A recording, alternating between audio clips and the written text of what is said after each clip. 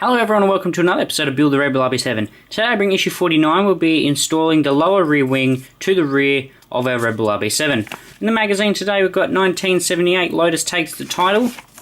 Okay, we've got profile here on Mario Andretti. We've got ground effects in Formula 1. The technical specification of Mario Andretti's Lotus Ford Type 79. Okay, a bit more here on ground effects. Banding of side skirts. Further developments, and our parts for this week's issue. So we have the lower rear wing, we have the left and right underwings. Okay, so we've got 4 screws, 1.4 by 6mm. We've got 4 countersunk self-tapping screws, 1.4 by 4mm. So we've got a couple of pages of instructions here, guys, and we're going to get stuck into it. Okay, so first what you want to do, you want to grab your lower rear wing and your underwings, okay, and you want to give your glue a shake. And put the glue over the little tabs and anywhere in that surface really, okay, as long as it's not too close to the edges, okay, so when the pieces come down it doesn't squeeze the glue out, okay, and then you want to just drop your underwings into place, okay, give them a nice good squeeze, make sure that they're sitting over the pins properly, and then you want to sit that aside for 10 or 15 minutes or so. Okay, so we're back now and our underwings have glued to our lower rear wing.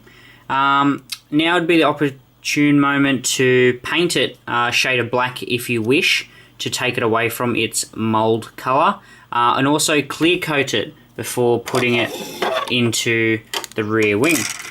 So now we're going to be using the smaller of the 2 sets of screws to attach it to the lower part of the rear wing. Okay, let's get stuck into it. Okay, so you see inside the rear wing here, it's got 1 pin on each side and a little groove there for where the rear wing sits in.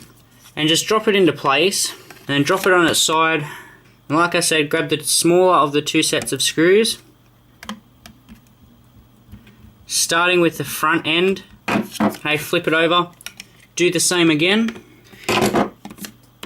And there we have it, guys. We've successfully installed the lower rear wing to the rear wing of our RedBull RB7. So next up we'll be installing the rear wing to the rear of our RedBull RB7, and let's get stuck into it. Okay, so now we're going to be installing our rear wing to the rear of our RedBull RB7 through those 2 holes, okay, there on each side. It's pretty straightforward. It pretty much just sits on there like that. You know, you screw it in from underneath, and that's about all that's to it. Okay guys, so let's get stuck into that. Okay, so you just want to drop it in with your hand first.